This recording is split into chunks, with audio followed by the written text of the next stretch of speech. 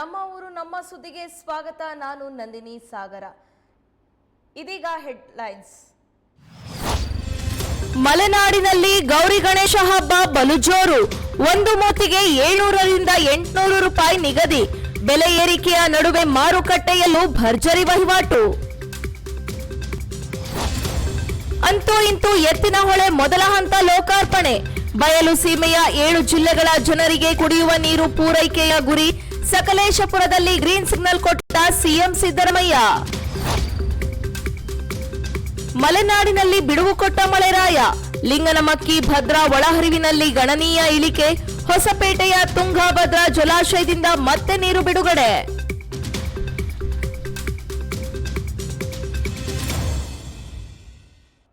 ಪ್ರವಾಹ ವೀಕ್ಷಣೆ ಸಂದರ್ಭದಲ್ಲಿ ಹಾದು ಹೋಗ್ತಾ ಇದ್ದ ರೈಲಿನಿಂದ ಆಂಧ್ರ ಸಿಎಂ ಜಸ್ಟ್ ಮಿಸ್. ಈ ಕುರಿತಂತೆ ಬಿಗ್ ಬ್ರೇಕಿಂಗ್ ನ್ಯೂಸ್ ಬರ್ತಾ ಇದೆ, ಬನ್ನಿ ನೋಡೋಣ.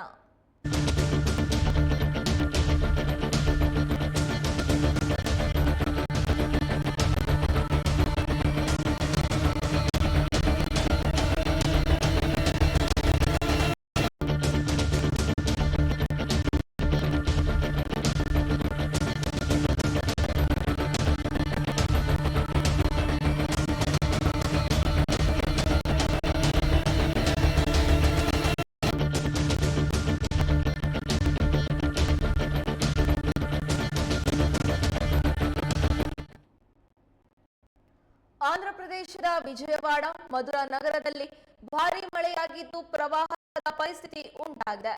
ಅಲ್ಲಿನ ನದಿಯೊಂದು ಉಕ್ಕಿ ಹರಿತಾ ಇದ್ದು ಪ್ರವಾಹದ ವೀಕ್ಷಣೆಗೆಂದು ಆಂಧ್ರಪ್ರದೇಶದ ಸಿಎಂ ಚಂದ್ರಬಾಬು ನಾಯ್ಡು ತೆರಳಿದ್ರು. ಅಲ್ಲಿನ ಜಿಲ್ಲಾಧಿಕಾರಿ ಮತ್ತು ಸಿಎಂ ಸಿಬ್ಬಂದಿ ಪ್ರವಾಹ ವೀಕ್ಷಿಸ್ತಾ ಇದ್ರು. ವೀಕ್ಷಣೆಯ ಸಂದರ್ಭದಲ್ಲಿ ಏಕಾಏಕಿ ಬಂದ ರೈಲು ಎಲ್ಲರನ್ನ ತಬ್ಬಿಬ್ಬಾಗಿಸಿತು. ತಕ್ಷಣ ಎಚ್ಚೆತ್ತ ಸಿಬ್ಬಂದಿ ಚಂದ್ರಬಾಬು ನಾಯ್ಡು ಮತ್ತು ಅಧಿಕಾರಿಗಳನ್ನ ತಕ್ಷಣ ಪಕ್ಕಕ್ಕೆ ಕರೆದೊಯ್ದ್ರು. ಸಿಎಂ ಅವರಿಂದ ಕೆಲವೇ ಅಡಿ ದೂರದಲ್ಲಿ ರೈಲು ಹಾದು ಹೋಯಿತು. ಯಾವುದೇ ಪ್ರಾಣಾಪಾಯ ಸಂಭವಿಸಿಲ್ಲವೆಂದು ತಿಳಿದು ಬಂದಿದೆ. ಸದ್ಯ ಈ ವಿಡಿಯೋ ಸಾಮಾಜಿಕ ಜಾಲತಾಣದಲ್ಲಿ ಹರಿದಾಡ್ತಾ ಇದೆ. ಆಂಧ್ರಪ್ರದೇಶದ ವಿಜಯವಾಡದಲ್ಲಿ ಒಂದೇ ದಿನ 37 ಸೆಂಟಿಮೀಟರ್ ಮಳೆಯಾಗಿದೆ. ಇದೇ ಕಾರಣಕ್ಕೆ ಪ್ರವಾಹದ ಪರಿಸ್ಥಿತಿ ಉಂಟಾಗಿದೆ.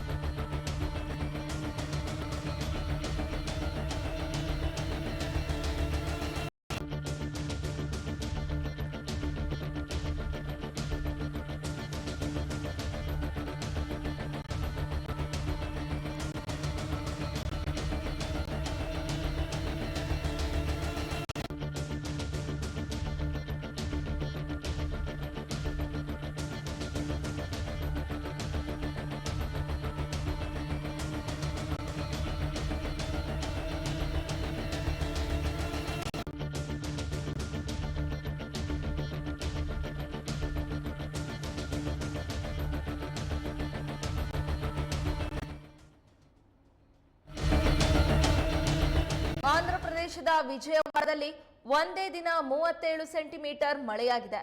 ಆಂಧ್ರಪ್ರದೇಶದ ವಿಜಯವಾಡ, ಮಧುರಾ ನಗರದಲ್ಲಿ ಭಾರೀ ಮಳೆಯಾಗಿದ್ದು ಪ್ರವಾಹದ ಪರಿಸ್ಥಿತಿ ಉಂಟಾಗಿದೆ. ಇದೇ ಕಾರಣಕ್ಕೆ ಪ್ರವಾಹದ ಪರಿಸ್ಥಿತಿಯಲ್ಲಿ ಅಲ್ಲಿನ ನದಿಯೊಂದು ಉಕ್ಕಿ ಹರಿತಾ ಇದೆ. ಪ್ರವಾಹದ ವೀಕ್ಷಣೆಗೆಂದು ಆಂಧ್ರಪ್ರದೇಶದ ಸಿಎಂ ಚಂದ್ರಬಾಬು ನಾಯ್ಡು ತೆರಳಿದ್ರು. ಅಲ್ಲಿನ ಜಿಲ್ಲಾಧಿಕಾರಿ ಮತ್ತು ಸಿಎಂ ಸಿಬ್ಬಂದಿ ಪ್ರವಾಹವನ್ನ ವೀಕ್ಷಿಸ್ತಾ ಇದ್ರು. ವೀಕ್ಷಣೆಯ ಸಂದರ್ಭದಲ್ಲಿ ಏಕಾಏಕಿ ಬಂದ ರೈಲು ಎಲ್ಲರನ್ನ ತಬ್ಬಿಬ್ಬಾಗಿಸಿತು. ತಕ್ಷಣ ಎಚ್ಚೆತ್ತ ಸಿಬ್ಬಂದಿ ಚಂದ್ರಬಾಬು ನಾಯ್ಡು ಮತ್ತು ಅಧಿಕಾರಿಗಳನ್ನ ತಕ್ಷಣಕ್ಕೆ ಪಕ್ಕಕ್ಕೆ ಕರೆದೊಯ್ದ್ರು. ಸಿಎಂ ಅವರಿಂದ ಕೆಲವೇ ಅಡಿ ದೂರದಲ್ಲಿ ರೈಲು ಹಾದು ಹೋಗಿದೆ. ಯಾವುದೇ ಪ್ರಾಣಾಪಾಯ ಈ ಸಂದರ್ಭದಲ್ಲಿ ಸಂಭವಿಸಿಲ್ಲ ಎಂದು ತಿಳಿದು ಬಂದಿದೆ. ಸದ್ಯ ಈ ವಿಡಿಯೋ ಸಾಮಾಜಿಕ ಜಾಲತಾಣದಲ್ಲಿ ವೈರಲ್ ಆಗಿದೆ.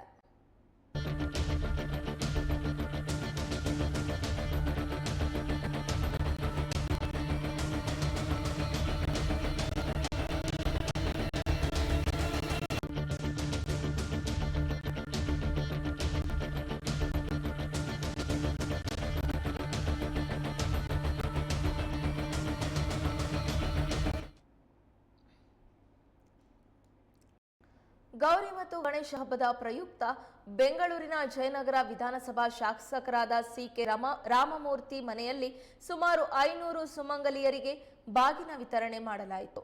ಆಚರಣೆಯಲ್ಲಿ ಮಾತನಾಡಿದ ಇನ್ಫೋಸಿಸ್ ಅಧ್ಯಕ್ಷ ನಾರಾಯಣ ಮೂರ್ತಿ ಅವರ ಪತ್ನಿ ಸಮಾಜ ಸೇವಕಿ ಸುಧಾಮೂರ್ತಿ ಅವರು ಭಾರತೀಯ ಸಂಸ್ಕೃತಿಯನ್ನ ಬಿಂಬಿಸುವ ಹಬ್ಬದಲ್ಲಿ ನಾವಿದ್ದೇವೆ. ಈ ಹಬ್ಬದಲ್ಲಿ ಮಹಿಳೆಯರಿಗೆ ಬಾಗಿನ ನೀಡೋದು ಪದ್ಧತಿ. ನಮ್ಮ ಸಂಸ್ಕೃತಿ ಮತ್ತು ಪದ್ಧತಿಯನ್ನ ಉಳಿಸಬೇಕು.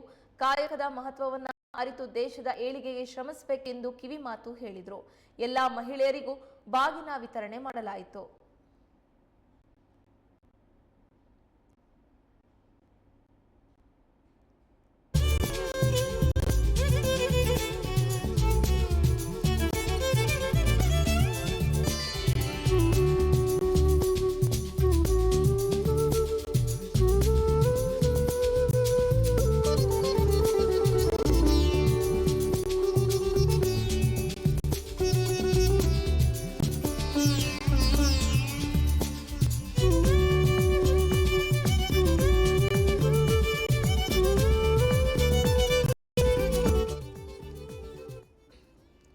ಗೌರಿ ಗಣೇಶದ ಹಬ್ಬದ ಹಿನ್ನೆಲೆಯಲ್ಲಿ ಸುಮಂಗಲಿಯರಿಗೆ ಬಾಗಿನವನ್ನ ಅರ್ಪಿಸುವಂತಹದ್ದು ಹಿಂದೂ ಸಂಪ್ರದಾಯ. ಅದರಂತೆ ಬೆಂಗಳೂರಿನ ಜಯನಗರ ವಿಧಾನಸಭಾ ಶಾಸಕರಾದ ಸಿ.ಕೆ. ರಾಮಮೂರ್ತಿ ಮನೆಯಲ್ಲೂ ಕೂಡ ಸುಮಾರು 500 ಸುಮಂಗಲಿಯರಿಗೆ ಬಾಗಿನ ವಿತರಣೆ ಮಾಡಲಾಯಿತು. ಈ ಬಾಗಿನ ವಿತರಣೆ ಆಚರಣೆಯಲ್ಲಿ ಇನ್ಫೋಸಿಸ್ನ ಸುಧಾಮೂರ್ತಿ, ನಟಿಯರಾದಂತಹ ಮಾಳ್ವಿಕಾ ಅವಿನಾಶ್ ಹಾಗೂ ತಾರಾ ಅವರು ಕೂಡ ಪಾಲ್ಗೊಂಡಿದ್ರು. ಬಾಗಿನವನ್ನ ಸ್ವೀಕರಿಸಿದಂತಹ ಇನ್ಫೋಸಿಸ್ ಅಧ್ಯಕ್ಷ ನಾರಾಯಣ ಮೂರ್ತಿ ಅವರ ಪತ್ನಿ ಹಾಗೂ ಸಮಾಜ ಸೇವಕಿ ಸುಧಾಮೂರ್ತಿ ಅವರು, ಭಾರತೀಯ ಸಂಸ್ಕೃತಿಯನ್ನ ಬಿಂಬಿಸುವ ಹಬ್ಬದಲ್ಲಿ ನಾವಿದ್ದೇವೆ. ಈ ಹಬ್ಬದಲ್ಲಿ ಮಹಿಳೆಯರಿಗೆ ಬಾಗಿನ ನೀಡೋದು ಪದ್ಧತಿ. ನಮ್ಮ ಸಂಸ್ಕೃತಿ ಮತ್ತು ಪದ್ಧತಿಯನ್ನ ಉಳಿಸಬೇಕು. ಕಾಯಕದ ಮಹತ್ವವನ್ನ ಅರಿತು ದೇಶದ ಏಳಿಗೆಗೆ ಶ್ರಮಿಸಬೇಕೆಂದು ಕಿವಿ ಮಾತು ಹೇಳಿದರು. ಎಲ್ಲಾ ಮಹಿಳೆಯರಿಗೂ ಬಾಗಿನ ವಿತರಣೆ ಮಾಡಲಾಯಿತು.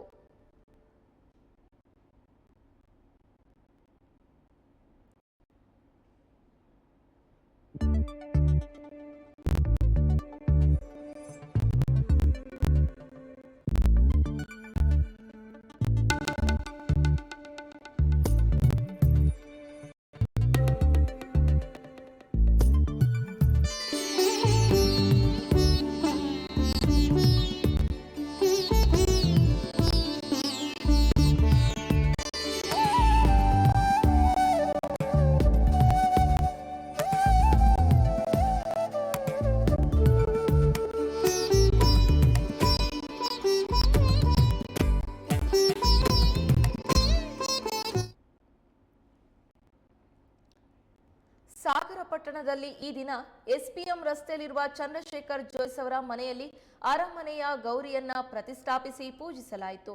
ಇಕ್ಕೇರಿ ಸಂಸ್ಥಾನದಲ್ಲಿ ಶಿವಪ್ಪ ನಾಯಕನ ಕಾಲದಲ್ಲಿ ಅರಮನೆ ಗೌರಿಯನ್ನ ಪೂಜಿಸಲಾಗ್ತಾ ಇತ್ತು. ಸುಮಾರು 500 ವರ್ಷಗಳ ಕಾಲ ಇತಿಹಾಸವಿರುವ ಅರಮನೆ ಗೌರಿಯನ್ನ ಪೂಜಿಸಲು ತಮ್ಮ ಪೂರ್ವಜರಿಗೆ ನೀಡಿದ ಇತಿಹಾಸವಿದೆ ಎಂದು ಸದಾಶಿವ ಜೋಯ್ಸ್ ತಿಳಿಸಿದರು. ಈ ಅರಮನೆ ಗೌರಿಯ ವಿಶೇಷ ಏನಂದ್ರೆ, ಯಾವುದೇ ಜಾತಿ ಭೇದವಿಲ್ಲದೆ ಎಲ್ಲರೂ ಕೂಡ ಮುಟ್ಟಿ ಪೂಜಿಸುವಂತಹ ಅವಕಾಶ ಇರುವಂತಹದ್ದು ಈ ಗೌರಿಯ ವಿಶೇಷವಾಗಿದೆ.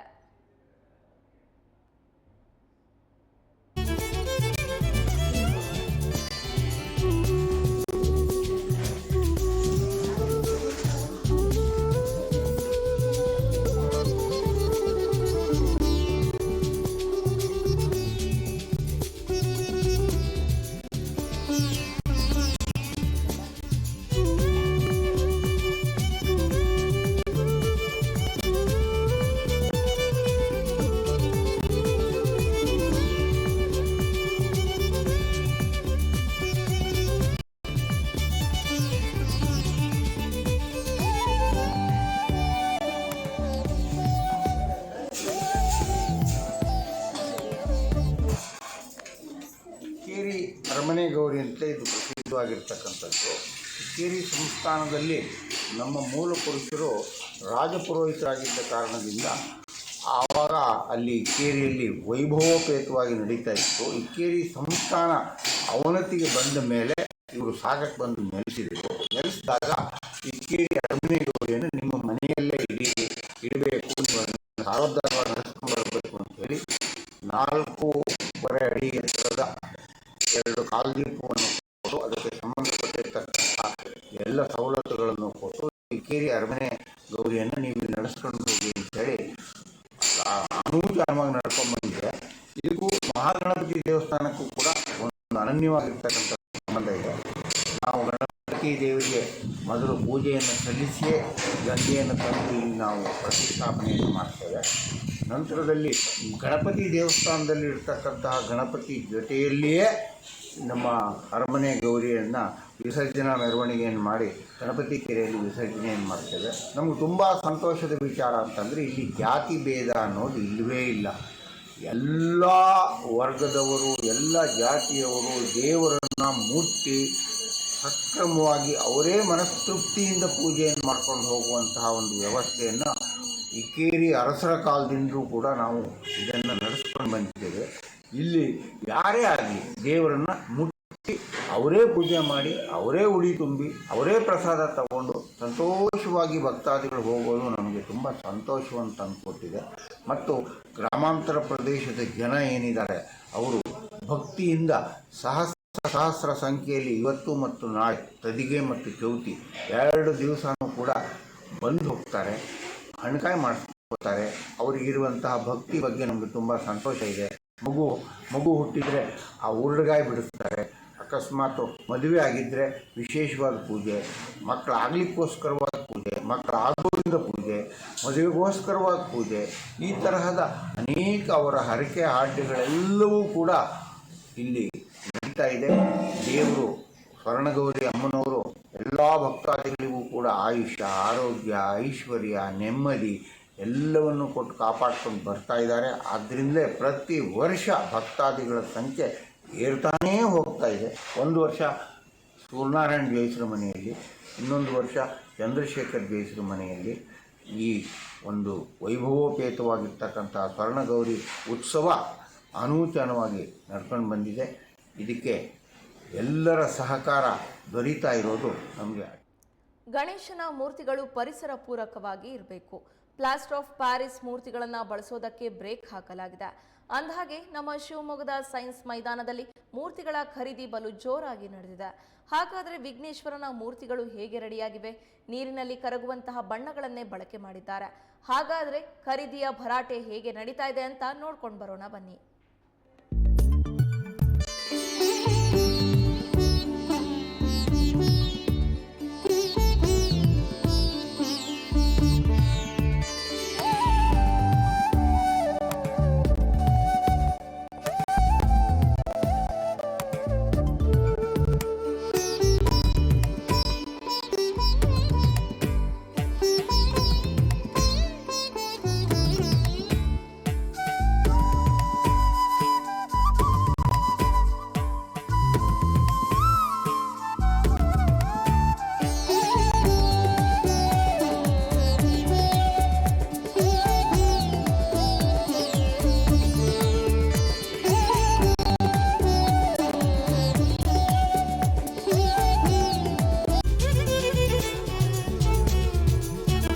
ನಾಡಿನಾದ್ಯಂತ ಗೌರಿ ಗಣೇಶ ಹಬ್ಬವನ್ನ ಅತಿ ವಿಜೃಂಭಣೆಯಿಂದ ನಾಡಿನಾದ್ಯಂತ ಆಚರಿಸಲಾಗ್ತಾ ಇದೆ.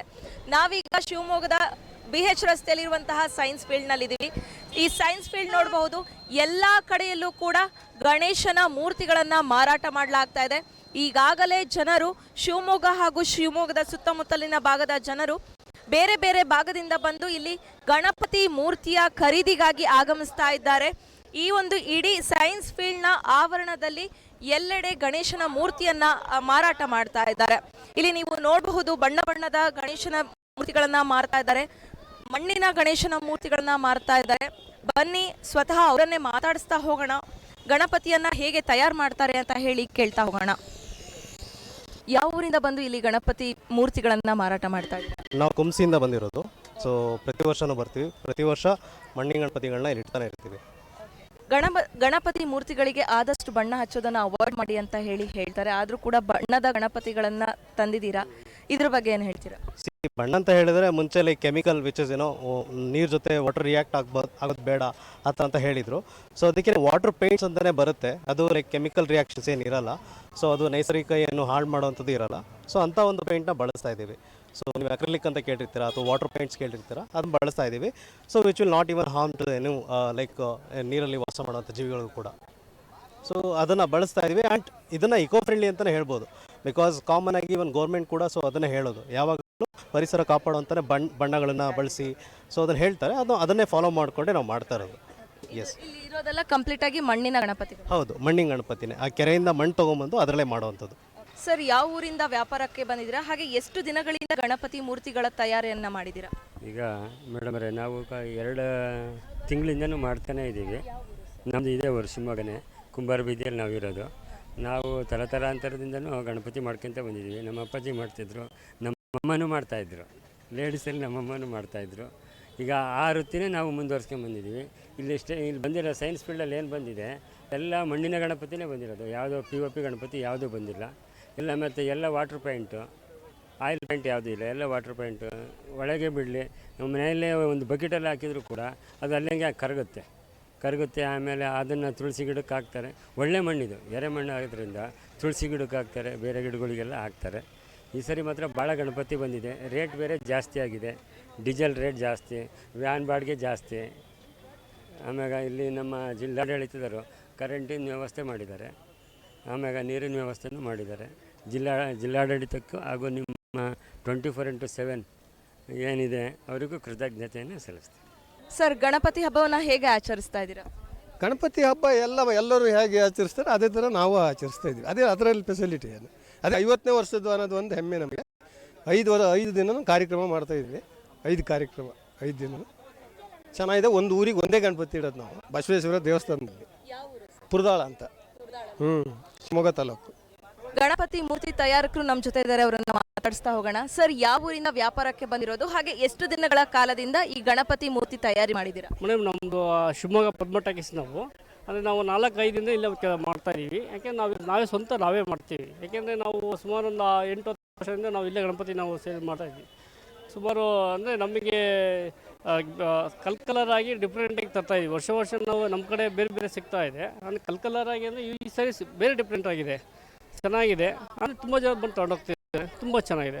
ಇದು ಮಣ್ಣಿಂದ POPದ, ಹಾಗೆ ಯಾವ ರೀತಿಯಾದಂತಹ ಬಣ್ಣವನ್ನು ಗಣಪತಿಗಳಿಗೆ ಯೂಸ್ ಮಾಡಿದ್ದೀರಾ? ಮೇಡಮ್, ಫುಲ್ ಎಲ್ಲ ಮಣ್ಣೆ, ಆದರೆ ಕಲ್ಲರಲ್ಲಿ ಮಾತ್ರ ಡಿಫ್ರೆಂಟ್ ಆಗಿದೆ. ಎಲ್ಲರೂ ಒಂಥರ ಡಿಫ್ರೆಂಟ್ ಆಗಿದೆ ಅಂತ ಹೇಳ್ತಾರೆ. POP ಅಂತೂ ಯಾರು ಇಲ್ಲಿ ಮಾಡ್ತಾ ಇಲ್ಲ. ಎಲ್ಲ ಚೆನ್ನಾಗಿದೆ ಮೇಡಮ್, ಕಲರ್ ಆಗಿದೆ. ರೇಟ್ ಎಲ್ಲ ಹೇಗಿದೆ ಸರ್? ಮೇಡಮ್, ರೇಟ್ ಒಂದೊಂದು ಕಡೆ ಒಂಥರ ಡಿಫ್ರೆಂಟಾಗಿ ಮಾಡ್ತಾರೆ ಮೇಡಮ್. ಅದು ನಾವು ರೇಟ್ ಬಗ್ಗೆ ಹೇಳೋಕ್ಕಾಗಲ್ಲ. ಓಕೆ, ಮಣ್ಣನ್ನು ಎಲ್ಲಿಂದ ತಂದು ನೀವು ತಯಾರು ಮಾಡುವಂಥದ್ದು? ಮೇಡಮ್, ಮಣ್ಣನ್ನು ಮಾಮೂಲಿ ಕೆರೆಯಿಂದ ಅಥವಾ ನೀರಿಂದ ತಂದು ನಾವು ಮಾಡ್ತೀವಿ. ನಾವು ಅಂದರೆ ಕೆರೆ ಮತ್ತು ನಾವು ಲಾಕ್ ಮಾಡಿ ಮಣ್ಣು ತಂದು ಮಾಡ್ತೀವಿ ಮೇಡಮ್. ಸರ್, ಯಾವ ಊರಿಂದ ಗಣಪತಿ ಖರೀದಿಗೆ ಬಂದಿದ್ದೀರಾ? ಹಾಗೆ ಯಾವ ರೀತಿಯಾದಂತಹ ಗಣಪತಿನ ಖರೀದಿ ಮಾಡಲಿಕ್ಕೆ ಪ್ಲ್ಯಾನ್ ಮಾಡಿದ್ದೀರಾ? ನಾವು ಇಲ್ಲೇ ಗಾಜನೂರು ಹತ್ತಿರ ಇರುವಂಥ ಹೊಸಳ್ಳಿ ಅನ್ನುವಂತಹ ಅಗ್ರಹಾರದಿಂದ ಬಂದಿದ್ದೀವಿ.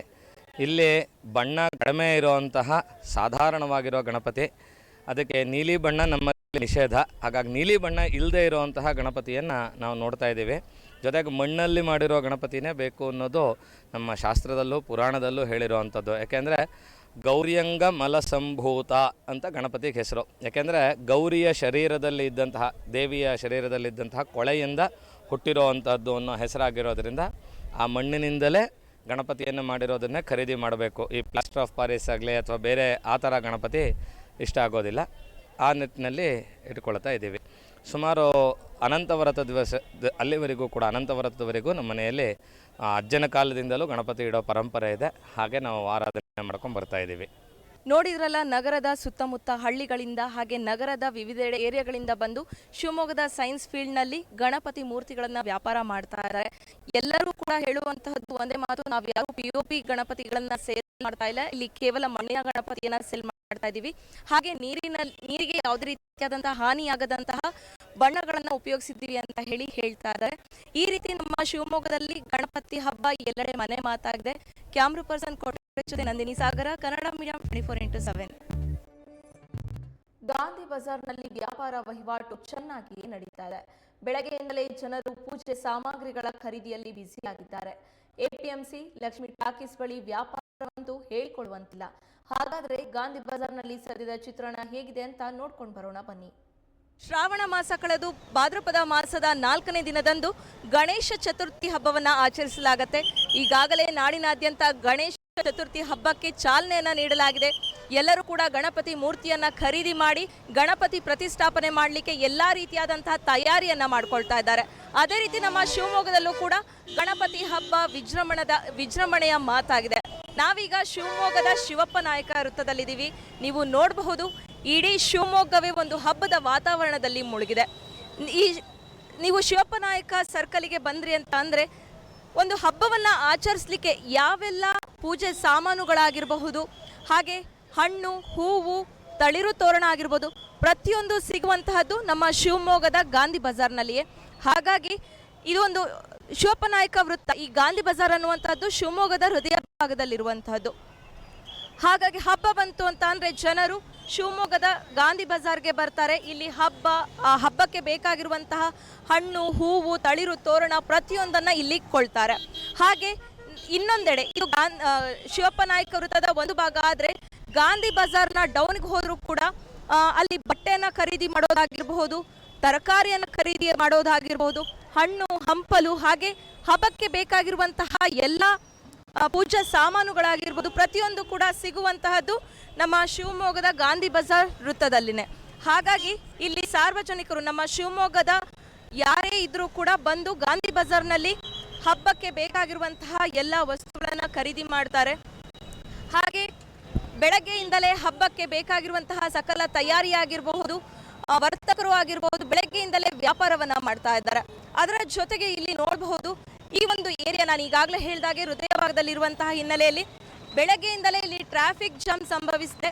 ಟ್ರಾಫಿಕ್ ಅನ್ನ ಕ್ಲಿಯರ್ ಮಾಡಲಿಕ್ಕೆ ಪೊಲೀಸರು ಕೂಡ ಹರಸಾಹಸ ಪಡ್ತಾ ಇದ್ದಾರೆ. ಹಾಗೆ ಅದರ ಜೊತೆಗೆ ಅಲ್ಲಲ್ಲೇ ಪೊಲೀಸ್ ಖಾಕಿ ಪಡೆ ಕಣ್ಣಿಟ್ಟಿದೆ. ಖಾಕಿ ಕಟ್ಟೆಚ್ಚರ ಎಲ್ಲ ಕಡೆಯಲ್ಲೂ ಕೂಡ ಖಾಕಿ ಕಟ್ಟೆಚ್ಚರವನ್ನ ವಹಿಸಲಾಗಿದೆ. ಈ ರೀತಿ ನಮ್ಮ ಶಿವಮೊಗ್ಗದಲ್ಲಿ ಗಣಪತಿ ಹಬ್ಬವನ್ನ ಆಚರಿಸಲಾಗ್ತಾ ಇದೆ. ಶಾಂತಿ ಸಭೆಯನ್ನ ಕೂಡ ನಡೆಸಿದ್ರು. ಹಾಗಾಗಿ ಎಲ್ಲ ಕಡೆಯಲ್ಲಿ ಪೊಲೀಸರು ನಿಂತು ಟ್ರಾಫಿಕ್ ಜಾಮ್ ಅನ್ನ ಕ್ಲಿಯರ್ ಮಾಡ್ತಾ ಇದ್ದಾರೆ. ಹಾಗೆ ವರ್ತಕರು ಹಾಗೆ ಸಾರ್ವಜನಿಕರ ಮಧ್ಯೆ ಯಾವುದೇ ರೀತಿಯಾದಂತಹ ತೊಂದರೆಗಳು ಆಗದೆ ಇರುವಂತಹ ಕ್ರಮವನ್ನ ಕೈಗೊಳ್ತಾ ಇದ್ದಾರೆ. ಈ ರೀತಿ ನಮ್ಮ ಶಿವಮೊಗ್ಗದಲ್ಲಿ ಗೌರಿ ಗಣೇಶ ಹಬ್ಬ ಅತ್ಯಂತ ಸಂಭ್ರಮದಿಂದ ಆಚರಿಸಲಾಗ್ತಾ ಇದೆ. ಕ್ಯಾಮ್ರಾ ಪರ್ಸನ್ ಕೊಟ್ರೇಶ್ ಜೊತೆ ನಂದಿನಿ ಸಾಗರ, ಕನ್ನಡ ಮೀಡಿಯಂ 24x7. ಗೌರಿ ಗಣೇಶ ಹಬ್ಬದ ಹಿನ್ನೆಲೆಯಲ್ಲಿ ಮಾರುಕಟ್ಟೆಯಲ್ಲಿ ಭರ್ಜರಿ ವಹಿವಾಟು ನಡೀತಾ ಇದೆ. ಬೆಲೆ ಏರಿಕೆಯ ಬಿಸಿಯ ನಡುವೆಯೂ ಹಬ್ಬ ಆಚರಣೆಯಲ್ಲಿ ಜನರು ನಿರತರಾಗಿದ್ದಾರೆ. ಹಾಗಾದ್ರೆ ಈ ಬಗ್ಗೆ ಶಿವಮೊಗ್ಗದ ಜನರು ವ್ಯಾಪಾರಿಗಳು ಏನ್ ಹೇಳ್ತಾರೆ ಅಂತ ನೋಡೋಣ ಬನ್ನಿ. ಚಾಕ್ಲೇಟ್ ಅಂತೇಳಿ 60 ರೂಪಾಯಿ ಕಾಲು ಕೆಜಿ ಇದೆ. ಇದು ಸೇವಂತಿಗೆ ಸೆಂಟಲ್ ಅಂತೇಳಿ 60 ರೂಪಾಯಿ ಕಾಲು ಕೆಜಿ ಇದೆ. ಅದು ಗುಲಾಬಿ ಮಿರಾಬಲು 60 ರೂಪಾಯಿ ಕಾಲು ಕೆಜಿ ಇದೆ. ಆಲ್ಮೋಸ್ಟ್ ಎಲ್ಲ 60 ರೂಪಾಯಿ ಕಾಲು ಕೆಜಿ ಇದೆ. ಪರವಾಗಿಲ್ಲ, ಚೆನ್ನಾಗಿದೆ. ಗ್ರಾಹಕರಿಗೂ ಒಳ್ಳೆ ಇದಾಗ್ತಾ ಇದೆ, ನಮಗೂ ಸ್ವಲ್ಪ ಪರವಾಗಿಲ್ಲ, ಒಳ್ಳೆ ಇದಾಗ್ತಾ ಇದೆ. ನಮ್ಮ ಹೆಸರು ರವಿಕುಮಾರ್ ಅಂತೇಳಿ, ಸಣ್ಣ ಉಪೇಂದ್ರ. ಇಲ್ಲ, ವ್ಯಾಪಾರ ಎಲ್ಲ ಚೆನ್ನಾಗಿದೆ ಅಮ್ಮ, ಹಬ್ಬ ಅಲ್ವಾ, ತುಂಬ ಚೆನ್ನಾಗಿದೆ ವ್ಯಾಪಾರ. ಶಾವಂತಿಗೆ 100 ರೂಪಾಯಿ ಇದೆ, ಮಲ್ಲಿಗೆ 100 ರೂಪಾಯಿ ಇದೆ, ಹಾರಗಳೆಲ್ಲ 150-200 ಇದೆ. ತುಂಬ ಚೆನ್ನಾಗಿದೆ ಅಮ್ಮ. ಇಲ್ಲ ತುಂಬ ಚೆನ್ನಾಗಿದೆ ವ್ಯಾಪಾರ, ರೆಸ್ಪಾನ್ಸ್ ಚೆನ್ನಾಗಿದೆ. 2 ದಿನ ಇಡಲ್ಲ ನಾವು. ಇವತ್ತೇ ಸಂಜೆ ನಾಳೆ ಬೆಳಗ್ಗೆ ಪ್ರತಿಷ್ಠಾಪನೆ ಮಾಡಿ ಸಂಜೆ ನಾವು ವಿಸರ್ಜನೆ ಮಾಡ್ತೇವೆ. ಚೆನ್ನಾಗಿದೆ ಮೇಡಮ್, ಜೋರಾಗಿ ಮಾಡ್ತೀವಿ. ಇದನ್ನೇ ಈಗ ಹಣ್ಣು ಇನ್ನು ತಗೊಳ್ತಾ ಇದ್ದೀವಿ, ಈಗ ನೋಡಬೇಕಿನ್ನು. ನಾವು ಗಣಪತಿ ಇಡ್ತಿದ್ದೀವಿ ಮನೇಲಿ, ವರ್ಷ ಇಡ್ತೀವಿ. ಈ ವರ್ಷನ ಗಣಪತಿ ತೊಗೊಂಡೋಗಿ ಬಂದಿದ್ದೀವಿ. ಮಳೆ ಒಂದು ಸ್ವಲ್ಪ ಬಂತು ಈಗ, ಹಾಗಾಗಿ ಅಷ್ಟೇ. ರೇಟು ಓಕೆ, ಹೂವಿಗೆ ಒಂದು ಸ್ವಲ್ಪ ರೇಟ್ ಜಾಸ್ತಿ ಇದೆ, ಅಂದರೆ ಬೆಳೆನೇ ಕಡಿಮೆ ಇದೆಯಲ್ಲ, ಹಾಗಾಗಿ ಚೆನ್ನಾಗಿ ಆಚರಿಸ್ತಿದ್ವಿ ಎಲ್ಲರೂ. ಹಬ್ಬದ ಆಚರಣೆ ತುಂಬ ವಿಜೃಂಭಣೆಯಿಂದ ಮಾಡ್ತೀವಿ. ಆದರೆ ರೇಟ್ ಎಲ್ಲ ತುಂಬ ಜಾಸ್ತಿ ಆಗಿದೆ. ಆದರೂ ಪರವಾಗಿಲ್ಲ, ಕೊಂಡ್ಕೊಂಡು ನಾವು ಮಾಡ್ತಾ ಇದ್ದೀವಿ. ನಾನು ಇಲ್ಲಿ ಕೋರ್ಟಲ್ಲಿ ಅಫಿಷಿಯಲ್ ಆಗಿ ವರ್ಕ್ ಮಾಡ್ತಾ ಇದ್ದೆ. ಇವತ್ತಿಲ್ಲೆಲ್ಲ ಪರ್ಚೇಸ್ ಮಾಡೋಕ್ಕೆ ಬಂದಿದ್ದೀವಿ. ಮತ್ತು ಗಣಪತಿ ಮನೆಯಲ್ಲಿ ಇಡ್ತೀವಿ. ತುಂಬ ಚೆನ್ನಾಗಿ ವಿಜೃಂಭಣೆಯಿಂದ ಮಾಡೋಣ ಅಂತ ಇದ್ದೀವಿ, ಮಾಡ್ತಾ ಇದ್ದೀವಿ. ಮಳೆ ಬಂದುಬಿಡ್ತಲ್ಲ, ಹಾಗಾಗಿ ಸ್ವಲ್ಪ ಪ್ರಾಬ್ಲಮ್ ಆಯಿತು. Thank you. ರೇಟ್ಗಳೆಲ್ಲ ಒಂದು ಜಾಸ್ತಿನೇ, ಹಬ್ಬದ ಸೀಸನ್ಗಳಲ್ಲಿ ರೇಟ್ ಜಾಸ್ತಿನೇ ಇದೆ. ಮಳೆ ಬಂದು ಎಲ್ಲರಿಗೂ ತೊಂದರೆ ಮಾಡ್ತಾ ಇದೆ. ಈ ಬಾಗಿಣ ಗೌರಿ ಬಾಗಿಣ ಕೊಡೋ ಸಮಯ ಎಲ್ಲ ಖರೀದಿ ಮಾಡಿದ್ದೀವಿ. ಈಗ ನಾರ್ಮಲ್ ದಿನ 10 ರೂಪಾಯಿ 20 ರೂಪಾಯಿ ಇರೋದು ಈಗ 50 ರೂಪಾಯಿ ಕೊಡಲೇಬೇಕಾಗತ್ತೆ, ಗ್ರಾಹಕರು ತೊಗೊಳ್ಳೇಬೇಕಾಗತ್ತೆ. ರೇಟ್ ಸ್ವಲ್ಪ ಕಾಸ್ಟ್ಲಿನೇ ಇದೆ, ಎಲ್ಲ ಇದಕ್ಕೂ ಹೋಲಿಸ್ಕೊಂಡ್ರೆ. ಭಾಳ ಜೋರಾಗಿದೆ ಈ ಸಲ. 2-3 ವರ್ಷ ಕೊರೋನಾ ಬಂತು, ಕಮ್ಮಿ ಆಗಿತ್ತಲ್ಲ. ಹೋದ ವರ್ಷದಿಂದ ಈ ವರ್ಷ ಇನ್ನೂ ಚೆನ್ನಾಗಿ ಗ್ರ್ಯಾಂಡಾಗಿ ಮಾಡ್ತಾ ಇದ್ದೀವಿ ಎಲ್ಲ. ಹಬ್ಬದ ಆಚರಣೆ ತುಂಬ ಚೆನ್ನಾಗಿದೆ. ರೇಟ್ ಕೇಳೋ ಹಾಗೆ ಇಲ್ಲ, ಮಾತಾಡೋ ಹಾಗೆ ಇಲ್ಲ. ಅದ್ರ ಬಗ್ಗೆ ನೋಡ್ತಾ ಇದ್ರೆ ಹಣ್ಣಿನ ರೇಟ್ ಅದು ಕೇಳೋ ಹಾಗೆ ಇಲ್ಲ, ಎಲ್ಲರೂ ಜಾಸ್ತಿನೇ ಹೇಳ್ತಾ ಇದ್ದಾರೆ. ಪರವಾಗಿಲ್ಲ, ಚೆನ್ನಾಗಿದೆ. ಇನ್ನು ಮಾಡ್ತಾ ಇದ್ದೀವಿ. ಎಂಟ್ರೆನ್ಸ್ ಅಲ್ಲಿ ಇವಾಗ ಬಂದಿರೋದು. ಇನ್ನು ರಂಗೋಲಿ ಪೌಡರ್, ಅಮ್ಮನ ಸ್ಯಾರಿ, ಹೂವೆಲ್ಲ ತಗೊಳಕ್ ಆಗಿದೆ. ಇನ್ನು ಫ್ರೂಟ್ಸ್ ಎಲ್ಲ ತಗೊಳ್ಬೇಕು. ಹೌದು, ಮನೆಯಲ್ಲಿ ಸೆಲೆಬ್ರೇಷನ್ ಎಲ್ಲ ಇದೆ. ಎತ್ತಿನಹೊಳೆ ಯೋಜನೆಗೆ ಚಾಲನೆ. ಇಂದಿನ ಡ್ಯಾಮ್ ರಿಪೋರ್ಟ್ ಹಾಗೂ ಮಳೆಯ ಅಪ್ಡೇಟ್ಸ್ ಅನ್ನ ನೀಡ್ತೀವಿ ಚಿಕ್ಕ ವಿರಾಮದ ನಂತರ.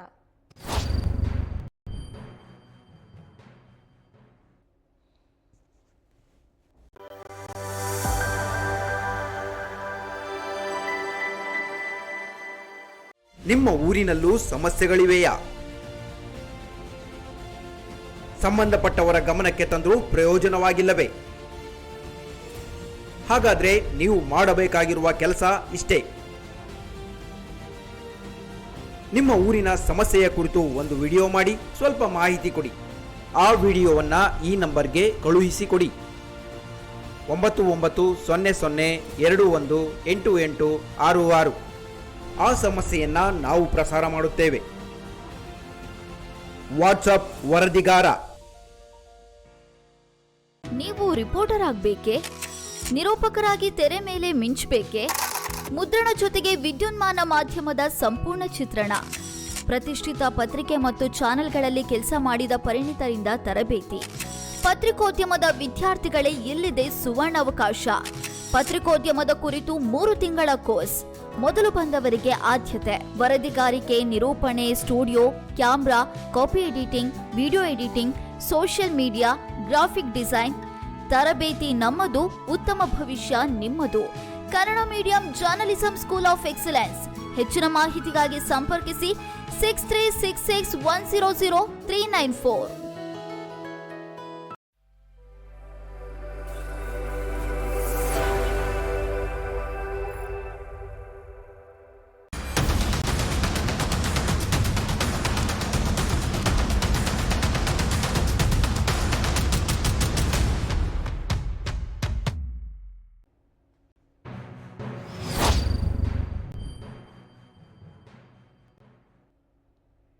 ವಿರಾಮದ ನಂತರ ನಮ್ಮ ಊರು ನಮ್ಮ ಸುದ್ದಿಗೆ ಮತ್ತೊಮ್ಮೆ ಸ್ವಾಗತ.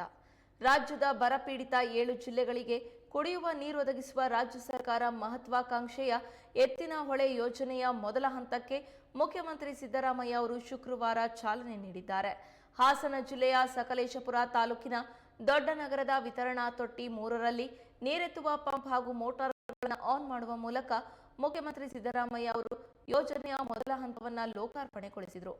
ಮುಖ್ಯಮಂತ್ರಿ ಸಿದ್ದರಾಮಯ್ಯ ಅವರಿಗೆ ಉಪಮುಖ್ಯಮಂತ್ರಿ ಡಿಕೆ ಶಿವಕುಮಾರ್ ಸಾಥ್ ನೀಡಿದರು.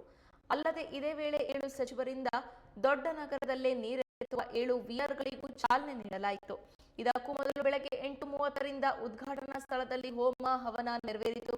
ಕಾರ್ಯಕ್ರಮದ ಉಸ್ತುವಾರಿಯನ್ನ ಜಲಸಂಪನ್ಮೂಲ ಇಲಾಖೆ ಸಚಿವರಾದಂತಹ ಉಪಮುಖ್ಯಮಂತ್ರಿ ಡಿಕೆ ಶಿವಕುಮಾರ್ ಅವರು ವಹಿಸಿದರು. ಹೋಮ ಹಾಗೂ ಪೂರ್ಣಾಹುತಿಯಲ್ಲಿ ಪಾಲ್ಗೊಳ್ಳುವುದಕ್ಕೂ ಮುನ್ನ ಸುದ್ದಿಗಾರರೊಂದಿಗೆ ಮಾತನಾಡಿ ಡಿಕೆ ಶಿವಕುಮಾರ್ ಅವರು ಈ ವರ್ಷ 50% ಕಾಮಗಾರಿ ಪೂರ್ಣಗೊಳ್ಳಲಿದ್ದು ಹೆಚ್ಚಿನ ನೀರು ಸಂಗ್ರಹಿಸುವ ಪ್ರಯತ್ನ ಕೂಡ ನಡೀತಾ ಇದೆ ಎಂದು ಹೇಳಿದರು.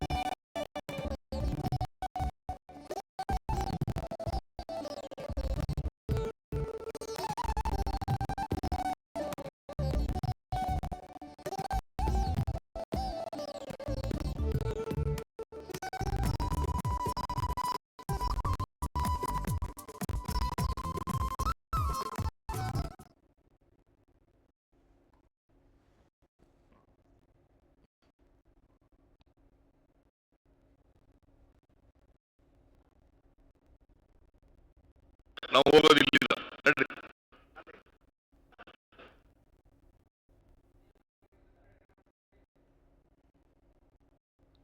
ಈ ಸ್ಮರಣದಲ್ಲಿ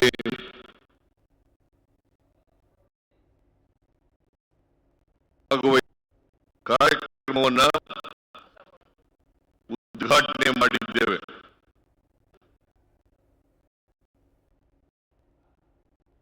ಈ ಯೋಜನೆ 2 ಹಂತಗಳಲ್ಲಿ ಕಾರ್ಯಗತ ಆಗ್ತದೆ. ಈಗ ಮೊದಲನೇ ಹಂತದ ಯೋಜನೆ ಉದ್ಘಾಟನೆಯಾಗಿದೆ. 2ನೇ ಹಂತದ ಯೋಜನೆ ಪ್ರಾರಂಭ ಆಗಿ ಇನ್ನು 2026-27ಕ್ಕೆ ಮುಗಿಯುತ್ತದೆ. ನಾನು ಬಹಳ ಸ್ಪಷ್ಟವಾಗಿ ಹೇಳ್ತೇನೆ, ಈ ಕಾರ್ಯಕ್ರಮ ಪೂರ್ಣಗೊಳ್ಳುತ್ತದೆ. ಯಾರು ಕೂಡ ಈ ಕಾರ್ಯಕ್ರಮದ ಬಗ್ಗೆ ಸಂಶಯ ಇಡಬಾರದು. ಯಾಕೆ ಈ ಮಾತನ್ನ ಹೇಳ್ತಾ ಇದ್ದೀನಿ ಅಂತಂದ್ರೆ, ಕೆಲವರು ಜನರಲ್ಲಿ ಅನುಮಾನವನ್ನ, ಸಂಶಯವನ್ನ ಹುಟ್ಟುಹಾಕಲಿಕ್ಕೆ ಪ್ರಯತ್ನವನ್ನ ಮಾಡ್ತಾ ಇದ್ದಾರೆ. ಅವೆಲ್ಲವೂ ಕೂಡ ಆಧಾರರಹಿತವಾದಂತ ಜನರನ್ನ ತಪ್ಪುದಾರಿಗೆ ಎಳೀತಕ್ಕಂಥ ಪ್ರಯತ್ನವೇ ಹೊರತು ಯಾವುದು ಕೂಡ ಸತ್ಯ ಇಲ್ಲ. ನೀವೆಲ್ಲ ಕಣ್ಣಾರೆ ನೋಡಿದ್ದೀರಿ, ನಾವೆಲ್ಲ ಕಣ್ಣಾರೆ ನೋಡಿದ್ದೀವಿ. ಮೊದಲನೇ ಹಂತದ ಯೋಜನೆ ಮುಗಿದಿದೆ. ನನಗೆ ಬಹಳ ಸಂತೋಷ ಆಗ್ತಾ ಇದೆ. ಯಾಕಪ್ಪ ಅಂತಂದ್ರೆ, ಎತ್ತಿನ ಹೊಳೆ ಯೋಜನೆಯನ್ನ ಭೂಮಿ ಪೂಜೆ ಮಾಡಿದ್ದು ನಾನೇ. ಅವತ್ತು ಜಲಸಂಪನ್ಮೂಲ ಸಚಿವರಾಗಿದ್ದವರು ಎಂ ಬಿ ಪಾಟೀಲ್ ಚಿಕ್ಕಬಳ್ಳಾಪುರದಲ್ಲಿ ಉದ್ಘಾಟನೆ ಆಯಿತು, ಶಂಕುಸ್ಥಾಪನೆ ಆಯಿತು. ಶಂಕುಸ್ಥಾಪನೆ ಭೂಮಿ ಪೂಜೆ ಆಗ ಮೊಯ್ಲಿಯವರು ಲೋಕಸಭಾ ಸದಸ್ಯರಾಗಿದ್ದರು, ಚಿಕ್ಕಬಳ್ಳಾಪುರ ಲೋಕಸಭಾ ಸದಸ್ಯರಾಗಿದ್ದರು. ಯಾಕೆ ಮುನಿಯಪ್ಪನವರಿಗೆ ಸ್ವಲ್ಪ ಅಲ್ಲ, ಸ್ವಲ್ಪ ಇದ್ರಿ losing your temper unnecessarily.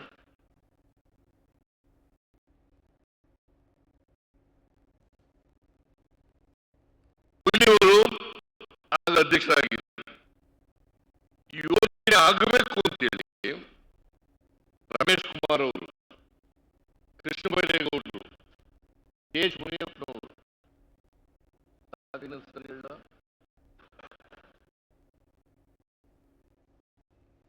ಮುನಿಯಪ್ಪನವರು,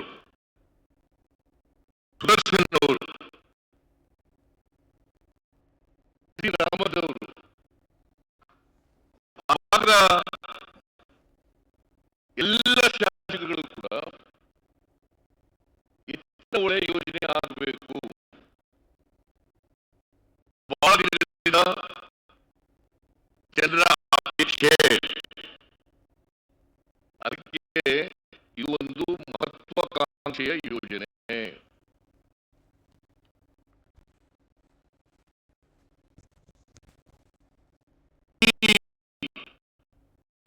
ಯೋಜನೆ ಇದೆಯಲ್ಲ,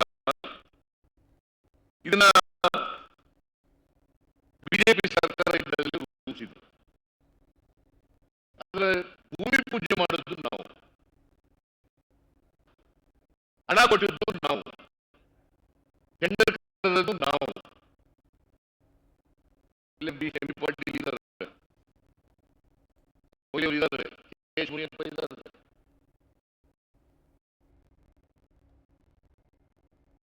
ಕೋಲಾರ ಜಿಲ್ಲೆ ಎಲ್ಲ ಶಾಸಕರು ಕೂಡ ಎಲ್ಲ ಇದ್ದಾರೆ, ನಾರಾಯಣ ಸ್ವಾಮಿ, ನಂಜೇಗೌಡ, ಮಂಜುನಾಥ ಎಲ್ಲರೂ ಕೂಡ ಇದ್ದಾರೆ.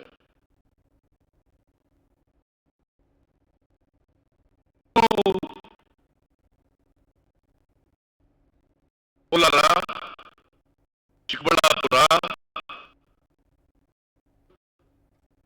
ತುಮಕೂರು, ಬೆಂಗಳೂರು ರೂರಲ್ಲು, ಹಾಸನ, ರಾಮನಗರ ಜಿಲ್ಲೆಗಳಿಗೆ 7 ಜಿಲ್ಲೆಗಳಿಗೆ ನೀರನ್ನ ಕೊಡ್ತಕ್ಕಂತ ಒಂದು ಮಹತ್ವಾಕಾಂಕ್ಷೆ ಯೋಜನೆ. 7 ಜಿಲ್ಲೆಗಳಿಗೆ ಪ್ರಾರಂಭ ಆಗೋದು ಕೋಲಾರ ಮತ್ತು ಚಿಕ್ಕಬಳ್ಳಾಪುರ. ಅವರಿಗೆ ಕುಡಿಯುವ ನೀರನ್ನು ಕೊಡಬೇಕು. ಕೋಲಾರ ಮತ್ತು ಚಿಕ್ಕಬಳ್ಳಾಪುರ, ಆಮೇಲೆ ತುಮಕೂರು, ಆಮೇಲೆ ಈ ಶಿವಲಿಂಗೇಗೌಡ ಇದನ್ನಲ್ಲ ಆರ್ಥಿಕತೆ ಶಿವಲಿಂಗೇಗೌಡ, ಹಾಸನ ಜಿಲ್ಲೆ, ಬೆಂಗಳೂರು ಗ್ರಾಮಾಂತರ, ಆಮೇಲೆ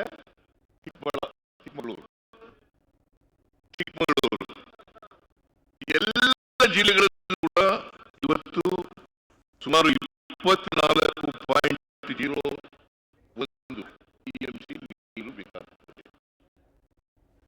527 ಕೆರೆಗಳು ಮತ್ತು ಈ ಎಲ್ಲ ಜಿಲ್ಲೆಗಳಿಗೆ ಕುಡಿಯ ನೀರನ್ನು ಕೊಡುತ್ತದೆ. ಯಾಕಂದ್ರೆ ಬರಪೀಡಿತ ಪ್ರದೇಶಗಳಿಗೆ ಕುಡಿಯ ನೀರಿನ ಸಮಸ್ಯೆ ಬಹಳ ಕಾಡ್ತಾ ಇತ್ತು. ಈ ಜಿಲ್ಲೆಗಳಿಗೆ ನಾನು ಜಯಚಂದ್ರ ಕೂಡ ಅವರು ತುಮಕೂರಿಗೆ ಹೇಳ್ತಾ ಇದ್ರು. ಆಮೇಲೆ ನನಗೆ ಹೇಳಿದ್ರು ಇವೆಲ್ಲ ಜಿಲ್ಲೆಗಳನ್ನು ಸೇರಿಸಿ ಮಾಡೋಣ. ಎಷ್ಟು ನೀರು ಬೇಕಾಗ್ತದೆ? 24.01 TMC ನೀರು ಬೇಕಾಗ್ತದೆ. ಕುಡಿಯ ನೀರು ಎಷ್ಟು ಬೇಕಾಗ್ತದೆ? 14.56 TMC ನೀರು ಬೇಕಾಗ್ತದೆ. ತುಂಬಿಸಲಿಕ್ಕೆ ಎಷ್ಟು ನೀರು ಬೇಕಾಗ್ತದೆ? 9.9 ಸುಮಾರು 10 TMC ನೀರು, ಸುಮಾರು 10 TMC ನೀರು ಕೆರೆಗಳನ್ನು ತುಂಬಿಸಲಿಕ್ಕೆ ಬೇಕಾಗ್ತದೆ. ಇದು ಮೂಲತಃ ಕುಡಿಯ ನೀರಿನ ಯೋಜನೆ. ಜನರಿಗೆ ಕುಡಿಯ ನೀರನ್ನು ಕೊಡಬೇಕು. ಸುಮಾರು 75-76 ಲಕ್ಷ ಜನರಿಗೆ ಕುಡಿಯ ನೀರನ್ನು ಕೊಟ್ಟಂತೆ ಯೋಜನೆ. 75-76 ಲಕ್ಷ. ನಾನು ಮೊನ್ನೆ ಪತ್ರಿಕೆಯಲ್ಲಿ ಬಂದ ಮೇಲೆ ಕೆಲವರೆಲ್ಲ ಕೃಷ್ಣ ಬೈರೇಗೌಡ, ಮುನಿಯಪ್ಪ ಇವರೆಲ್ಲ ನಮಗೆ ನೀರು ಸಿಕ್ಕದಿಲ್ಲ, ಕೋಲಾರ ಸಿಕ್ಕದಿಲ್ಲ, ನೀರು ಚಿಕ್ಕಬಳ್ಳಾಪುರ ಸಿಕ್ಕದಿಲ್ಲ, ನೀರು ಎಲ್ಲ ಸಂಶಯವನ್ನು ವ್ಯಕ್ತಪಡಿಸಿದ್ದಾರೆ. ಅದಕ್ಕೆ ನಾನು ನಮ್ಮ MD ವಿಶ್ವೇಶ್ವರಯ್ಯ ಅಭಿವೃದ್ಧಿ ನಿಗಮದ MD ಕರೆದು ಮಾತಾಡಿದೆ, ಚರ್ಚೆ ಮಾಡಿದೆ. 10 ವರ್ಷ ಆಯ್ತು ಪ್ರಾರಂಭ ಮಾಡಿ. ಯಾಕಂದ್ರೆ 2014 ನಾವು ಭೂಮಿ ಪೂಜೆ ಮಾಡಿದ್ವಿ. ಇವತ್ತು 2024 10 ವರ್ಷದಲ್ಲಿ ಎಷ್ಟು ನೀರು ಹೋಗಿದೆ? ಸಮೀಪದ ಹೆಬ್ಬಿನಹಳ್ಳಿ ಎತ್ತಿನಹಳ್ಳ ಬಳಿ ಸಿದ್ದರಾಮಯ್ಯ ಬಾಗಿನ ಬಿಡಲು ನಿರ್ಮಿಸಿದ ಹೂವಿನ ಅಲಂಕೃತ ಗೋಪುರ ಕುಸಿತವಾಗಿದೆ.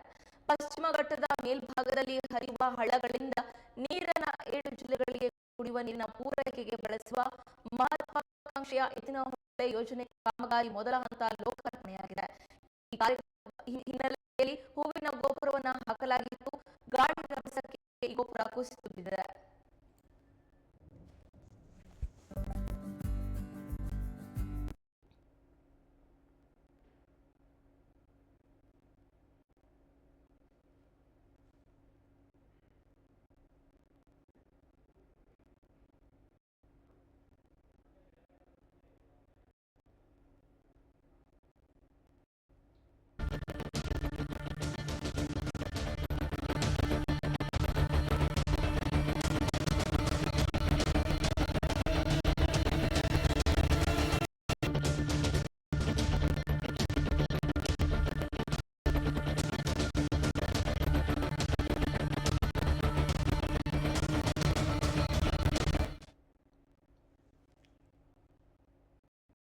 ಮಧ್ಯ ಕರ್ನಾಟಕದ ಜೀವನಾಡಿ ಭದ್ರಾ ಜಲಾಶಯದ ಒಳಹರಿವಿನಲ್ಲಿ ಇಳಿಕೆಯಾಗಿದೆ.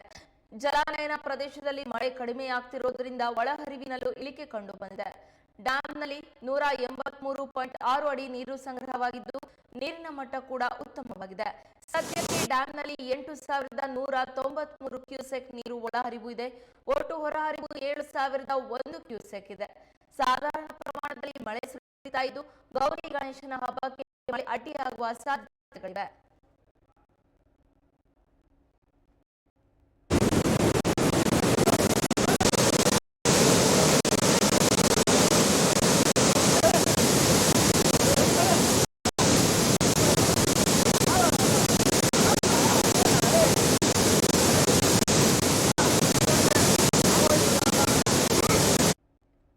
ಮಧ್ಯ ಕರ್ನಾಟಕದ ಜೀವನಾಡಿ ಭದ್ರಾ ಜಲಾಶಯದಲ್ಲಿ ಒಳಹರಿವು ಕಡಿಮೆಯಾಗಿದೆ. ಜಲಾನಯನ ಪ್ರದೇಶದಲ್ಲಿ ಮಳೆ ಕಡಿಮೆಯಾಗ್ತಾ ಇರೋದ್ರಿಂದ ಒಳಹರಿವಿನಲ್ಲೂ ಇಳಿಕೆ ಕಂಡು ಬಂದಿದೆ. ಡ್ಯಾಂನಲ್ಲಿ 183.6 ಅಡಿ ನೀರು ಸಂಗ್ರಹವಾಗಿದ್ದು ನೀರಿನ ಮಟ್ಟ ಕೂಡ ಉತ್ತಮವಾಗಿದೆ. ಸದ್ಯಕ್ಕೆ ಡ್ಯಾಂನಲ್ಲಿ 8,193 ಕ್ಯೂಸೆಕ್ ನೀರು ಒಳಹರಿವು ಇದೆ. ಒಟ್ಟು ಹೊರಹರಿವು 7,001 ಕ್ಯೂಸೆಕ್ ಇದೆ. ಸಾಧಾರಣ ಪ್ರಮಾಣದಲ್ಲಿ ಮಳೆ ಸುರಿತಾ ಇದ್ದು ಗೌರಿ ಗಣೇಶನ ಹಬ್ಬಕ್ಕೆ ಮಳೆ ಅಡ್ಡಿಯಾಗುವಂತಹ ಸಾಧ್ಯತೆಗಳಿವೆ.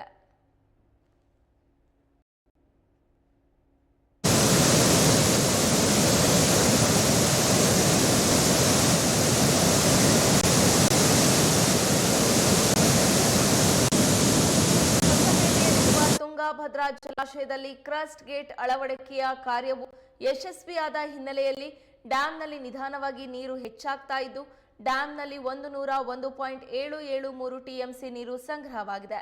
ಜಲಾಶಯದ ಒಳಹರಿವು 32,248 ಕ್ಯೂಸೆಕ್ ಇದೆ. ಹೊರಹರಿವು 22,773 ಕ್ಯೂಸೆಕ್ ಇದೆ. ಡ್ಯಾಂನ ಒಳಹರಿವು ಹೆಚ್ಚಾದ ಹಿನ್ನೆಲೆ ನಾಳಗಳಿಗೆ ನೀರು ಹರಿಸಲಾಗಿದೆ. ಬಲದಂಡೆ ನಾಲೆಗೆ 3,599 ಕ್ಯೂಸೆಕ್, ಎಡದಂಡ ನಾಳಕ್ಕೆ 3,997 ಕ್ಯೂಸೆಕ್ ನೀರನ್ನು ಹರಿಸಲಾಗಿದೆ. ಅಲ್ಲದೆ 6 ಕ್ರಸ್ಟ್ ಗೇಟ್ಗಳ ಮೂಲಕ ನದಿಗೆ ನೀರು ಹರಿಬಿಡಲಾಗುತ್ತಿದೆ.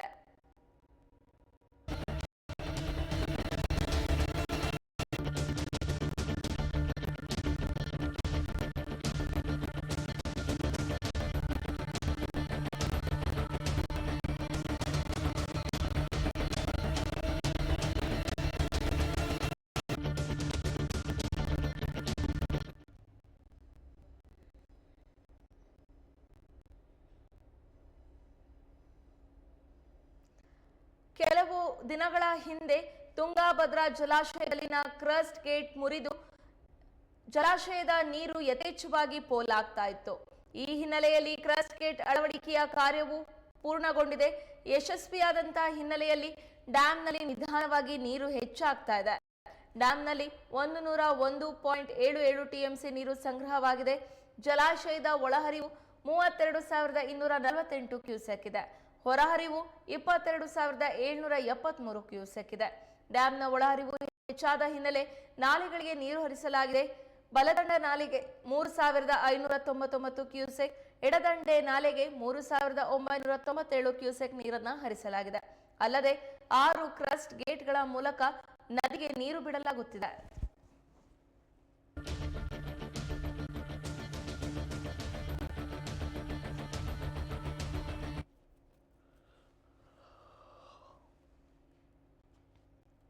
ಅನೇಕ ಭಾಗಗಳಲ್ಲಿ ಮಳೆಯ ಪ್ರಮಾಣ ಇಳಿಕೆಯಾಗಿದ್ದು ಶಿವಮೊಗ್ಗ ಜಿಲ್ಲೆಯ ಸಾಗರ ತಾಲೂಕಿನ ಬೆಳಕು ನೀಡುವ ಲಿಂಗನಮಕ್ಕಿ ಜಲಾಶಯದ ಇಂದಿನ ನೀರಿನ ಮಟ್ಟ 1,817.5 ಅಡಿ ಇದೆ. ಜಲಾನಯನ ಭಾಗಗಳಲ್ಲಿಯೂ ಮಳೆಯ ಪ್ರಮಾಣ ತಗ್ಗಿದ ಹಿನ್ನೆಲೆ ಡ್ಯಾಂನ ಒಳಹರಿವು ಕಡಿಮೆಯಾಗಿದೆ. ಡ್ಯಾಂನಲ್ಲಿ ಒಳಹರಿವು 8,006 ಕ್ಯೂಸೆಕ್ ಇದೆ. ಒಟ್ಟು ಹೊರಹರಿವು 8,505 ಕ್ಯೂಸೆಕ್ ಇದೆ. ಸದ್ಯ ಜಲಾಶಯದಲ್ಲಿ 146 ಟಿಎಂಸಿ ನೀರು ಸಂಗ್ರಹವಾಗಿದ್ದು ಒಟ್ಟು 151 ಟಿಎಂಸಿ ಸಂಗ್ರಹ ಸಾಮರ್ಥ್ಯವನ್ನ ಈ ಜಲಾಶಯ ಹೊಂದಿದೆ. ರಾಜ್ಯದಲ್ಲಿಯೇ ಇದು ಅತಿ ದೊಡ್ಡ ಜಲಾಶಯವಾಗಿದೆ.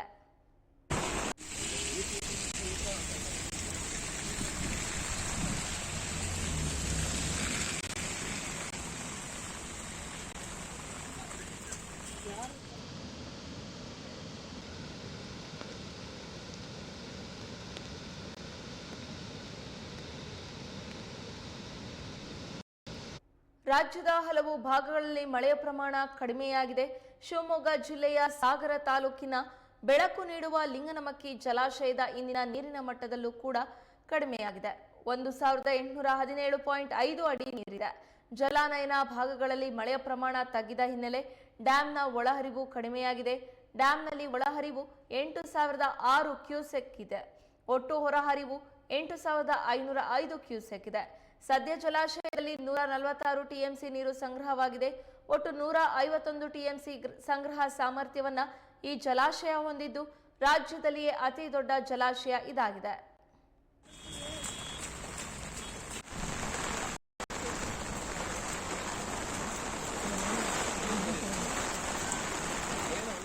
ಮಲೆನಾಡಿನಲ್ಲಿ ಮಳೆಯ ಪ್ರಮಾಣ ಕೊಂಚ ಕಡಿಮೆಯಾಗಿದೆ. ಹವಾಮಾನ ಇಲಾಖೆ ಮುನ್ಸೂಚನೆ ನೀಡಿದ್ರೂ ಮಳೆರಾಯ ಮಾತ್ರ ಮಾಯವಾಗಿದ್ದಾನೆ. ಇನ್ನು ಯಾವ ಕಡೆ ಎಷ್ಟು ಪ್ರಮಾಣದ ಮಳೆಯಾಗಿದೆ ಅಂತ ನೋಡೋದಾದ್ರೆ ಹುಲಿಕಲ್ನಲ್ಲಿ 103 ಮಿಲಿಮೀಟರ್, ಮಾಸ್ತಿಕಟ್ಟೆಯಲ್ಲಿ 91 ಮಿಲಿಮೀಟರ್, ಯಡೂರಿನಲ್ಲಿ 80 ಮಿಲಿಮೀಟರ್, ಸಾವೆಹಕ್ಲಿನಲ್ಲಿ 29 ಮಿಲಿಮೀಟರ್, ಚಕ್ರದಲ್ಲಿ 13 ಮಿಲಿಮೀಟರ್ನಷ್ಟು ಮಳೆಯಾಗಿದೆ.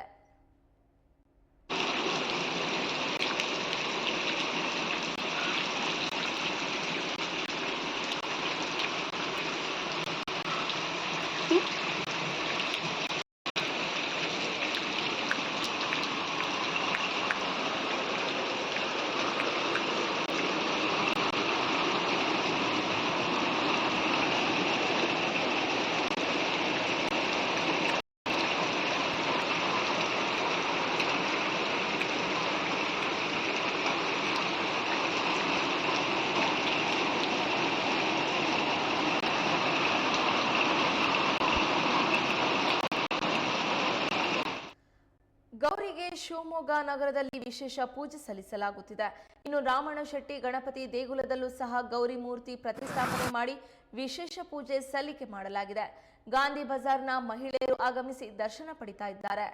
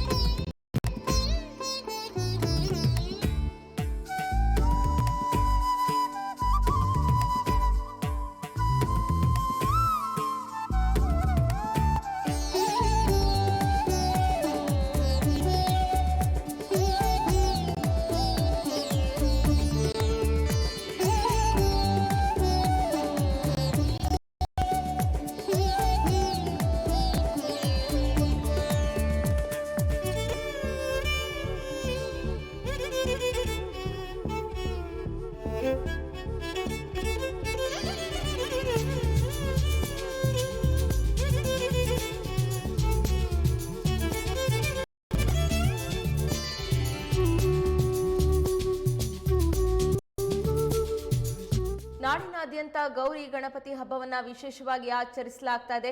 ಇಂದು ಗೌರಿಯನ್ನ ಎಲ್ಲೆಡೆ ಪ್ರತಿಷ್ಠಾಪಿಸಲಾಗ್ತಾ ಇದೆ. ನಾಳೆ ಗಣಪತಿಯನ್ನ ತಂದು ಗಣಪತಿಗೆ ವಿಶೇಷ ಪೂಜೆಯನ್ನ ಸಲ್ಲಿಸಲಾಗುತ್ತೆ. ಆ ಹಿನ್ನೆಲೆಯಲ್ಲಿ ಶಿವಮೊಗ್ಗ ನಗರದಲ್ಲೂ ಕೂಡ ಹಲವೆಡೆ ಗೌರಿಯನ್ನ ಪ್ರತಿಷ್ಠಾಪಿಸಿ ಗೌರಿಗೆ ವಿಶೇಷವಾದಂತಹ ಅರ್ಚನೆ ಪೂಜೆಯನ್ನ ಸಲ್ಲಿಸ್ತಾ ಇದ್ದಾರೆ. ಗೌರಿ ಹಬ್ಬದಲ್ಲಿ ವಿಶೇಷವಾಗಿ ನೀಡುವಂತಹದ್ದು ಗೌರಿ ಬಾಗಿನ. ಗೌರಿ ಬಾಗಿನವನ್ನ ಮುತ್ತೈದೆಯರಿಗೆ ನೀಡಿ ಈ ಒಂದು ಹಬ್ಬದ ಸಂಭ್ರಮದಲ್ಲಿ ಮಹಿಳೆಯರು ಪಾಲ್ಗೊಳ್ತಾ ಇದ್ದಾರೆ. ರಾಮಣ್ಣಶೆಟ್ಟಿ ಗಣಪತಿ ದೇಗುಲದಲ್ಲೂ ಸಹ ಗೌರಿ ಮೂರ್ತಿ ಪ್ರತಿಷ್ಠಾಪನೆ ಮಾಡಿ ವಿಶೇಷ ಪೂಜೆ ಸಲ್ಲಿಕೆ ಮಾಡಲಾಗಿದೆ. ಗಾಂಧಿ ಬಜಾರ್ ಹಾಗೂ ಶಿವಮೊಗ್ಗದ ಮಹಿಳೆಯರು ಗಾಂಧಿ ಬಜಾರ್ನ ದೇವಸ್ಥಾನಕ್ಕೆ ಆಗಮಿಸಿ ದೇವಿಯ ದರ್ಶನವನ್ನ ಪಡಿತಾ ಇದ್ದಾರೆ.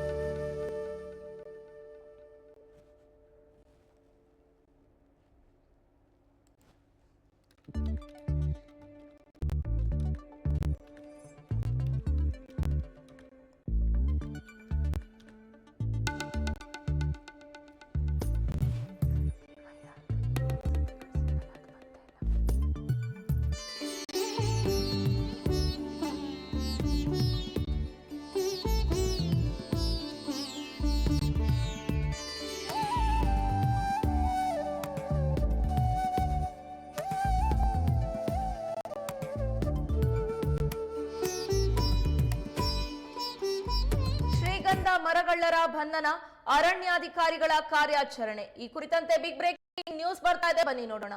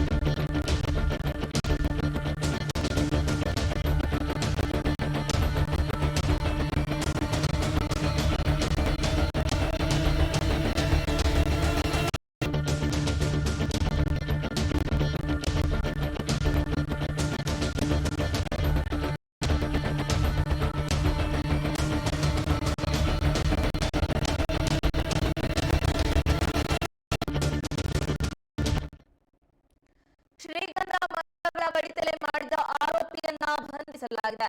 ಶಿವಮೊಗ್ಗ ತಾಲೂಕು ಆಯನೂರು ಹೋಬಳಿ ಕುಡಿ ಗ್ರಾಮದ ಸೀಗೆಹಳ್ಳ ಡ್ಯಾಂನ ಹತ್ತಿರ 3 ಶ್ರೀಗಂಧ ಮರಗಳನ್ನ ಅಕ್ರಮ ಕಡಿತಲೆ ಮಾಡಿದ ಆರೋಪಿಯನ್ನ ಹಣಗೆರೆ ವನ್ಯಜೀವಿ ವಲಯದ ಅರಣ್ಯಾಧಿಕಾರಿಗಳು ಬಂಧಿಸಿದ್ದಾರೆ. ಅರಣ್ಯಾಧಿಕಾರಿ ಅರವಿಂದ್ ಪಿ ಹಾಗೂ ಅವರ ಸಿಬ್ಬಂದಿ ನಡೆಸಿದ ಕಾರ್ಯಾಚರಣೆಯಲ್ಲಿ ಅರಣ್ಯದಲ್ಲಿ ಗ್ರಾಮದ ಮಂಜಪ್ಪ ಎಂಬಾತನನ್ನ ಬಂಧಿಸಿ ಅರಣ್ಯ ಕಾಯ್ದೆ ಅಡಿ ಬಂಧಿಸಿ ನ್ಯಾಯಾಲಯಕ್ಕೆ ಒಪ್ಪಿಸಲಾಗಿದೆ. ಉಳಿದ ಆರೋಪಿಗಳ ಪತ್ತೆಗೆ ಬಲೆ ಬೀಸಲಾಗಿದೆ.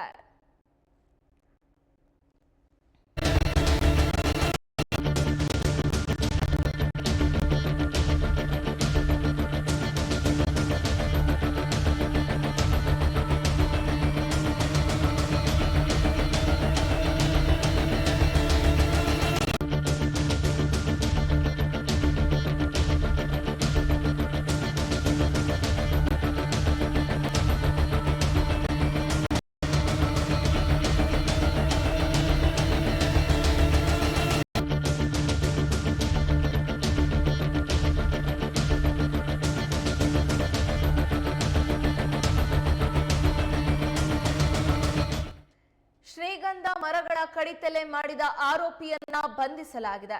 ಶಿವಮೊಗ್ಗ ತಾಲೂಕು ಆಯನೂರು ಹೋಬಳಿ ಕೂಡಿ ಗ್ರಾಮದ ಸೀಗೆಹಳ್ಳ ಡ್ಯಾಂನ ಹತ್ತಿರ 3 ಶ್ರೀಗಂಧ ಮರಗಳನ್ನ ಅಕ್ರಮ ಕಡಿತಲೆ ಮಾಡಿದ ಆರೋಪಿಯನ್ನ ಹಣಗೆರೆ ವನ್ಯಜೀವಿ ವಲಯದ ಅರಣ್ಯಾಧಿಕಾರಿಗಳು ಬಂಧಿಸಿದ್ದಾರೆ. ಅರಣ್ಯಾಧಿಕಾರಿ ಅರವಿಂದ್ ಪಿ ಹಾಗೂ ಅವರ ಸಿಬ್ಬಂದಿ ನಡೆಸಿದ ಕಾರ್ಯಾಚರಣೆಯಲ್ಲಿ ಅರನೆಲ್ಲಿ ಗ್ರಾಮದ ಮಂಜಪ್ಪ ಎಂಬಾತನನ್ನ ಬಂಧಿಸಿ ಅರಣ್ಯ ಕಾಯ್ದೆ ಅಡಿ ಬಂಧಿಸಿ ನ್ಯಾಯಾಲಯಕ್ಕೆ ಒಪ್ಪಿಸಲಾಗಿದೆ. ಉಳಿದ ಆರೋಪಿಗಳ ಪತ್ತೆಗೆ ಬಲೆ ಬೀಸಲಾಗಿದೆ.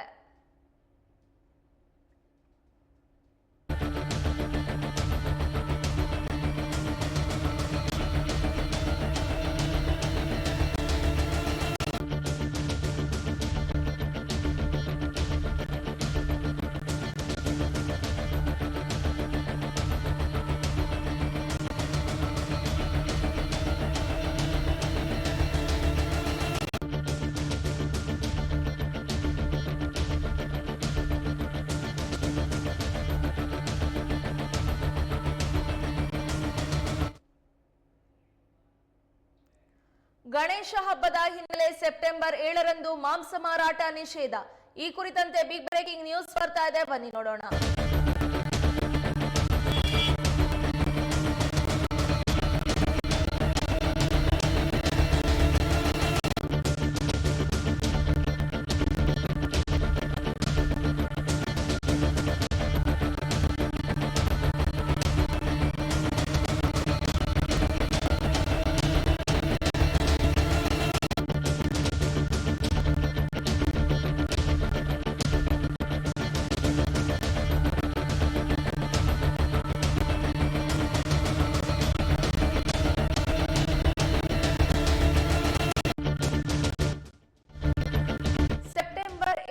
ಗಣೇಶ ಚತುರ್ಥಿ ಹಬ್ಬದ ಆಚರಣೆ ಕಾರಣ ಶಿವಮೊಗ್ಗ ಮಹಾನಗರ ಪಾಲಿಕೆ ವ್ಯಾಪ್ತಿಯಲ್ಲಿ ಪ್ರಾಣಿ ವಧೆ ಹಾಗೂ ಮಾಂಸ ಮಾರಾಟ ನಿಷೇಧಿಸಲಾಗಿದೆ. ಆದ್ದರಿಂದ ಮಾಂಸ ಮಾರಾಟದ ಮಾಲೀಕರು ತಮ್ಮ ಉದ್ದಿಮೆಯನ್ನ ಬಂದ್ ಮಾಡಿ ಸಹಕರಿಸಬೇಕು. ಆದೇಶ ಉಲ್ಲಂಘಿಸುವ ಅಂಗಡಿ ಮಾಲೀಕರ ಮೇಲೆ ಸೂಕ್ತ ಕಾನೂನು ಕ್ರಮ ಜರುಗಿಸಲಾಗುವುದು ಎಂದು ಶಿವಮೊಗ್ಗ ಮಹಾನಗರ ಪಾಲಿಕೆಯ ಆಯುಕ್ತರು ಪ್ರಕಟಣೆಯಲ್ಲಿ ತಿಳಿಸಿದ್ದಾರೆ.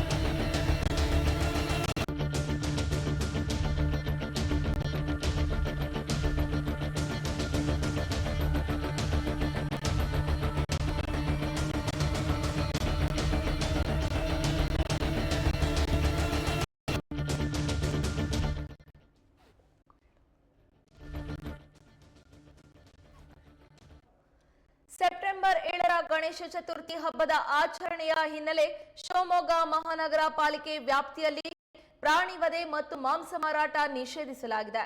ಆದ್ದರಿಂದ ಮಾಂಸ ಮಾರಾಟದ ಮಾಲೀಕರು ತಮ್ಮ ಉದ್ದಿಮೆಯನ್ನ ಬಂದ್ ಮಾಡಿ ಸಹಕರಿಸಬೇಕು. ಆದೇಶ ಉಲ್ಲಂಘಿಸುವ ಅಂಗಡಿ ಮಾಲೀಕರ ಮೇಲೆ ಸೂಕ್ತ ಕಾನೂನು ಕ್ರಮ ಜರುಗಿಸಲಾಗುವುದು ಎಂದು ಶಿವಮೊಗ್ಗ ಮಹಾನಗರ ಪಾಲಿಕೆ ಆಯುಕ್ತರು ಪ್ರಕಟಣೆಯಲ್ಲಿ ತಿಳಿಸಿದ್ದಾರೆ.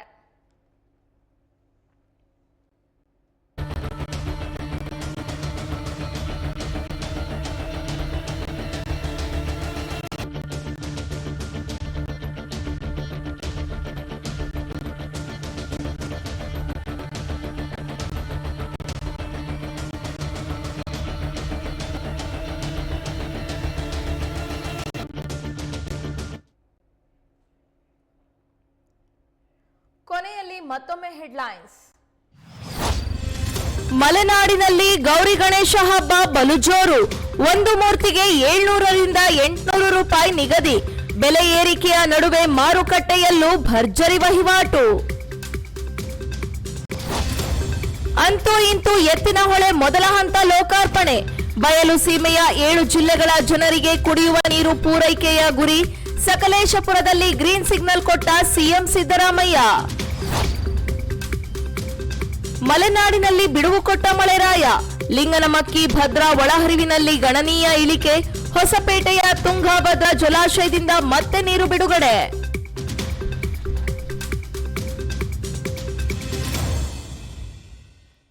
ಇದಿಷ್ಟು ಇಂದಿನ ಪ್ರಾದೇಶಿಕ ಪ್ರಮುಖ ಸುದ್ದಿಗಳು. ಮತ್ತಷ್ಟು ಅಪ್ಡೇಟ್ಸ್ಗಾಗಿ ನೋಡ್ತಾ ಇರಿ ಕನ್ನಡ ಮೀಡಿಯಂ 24x7.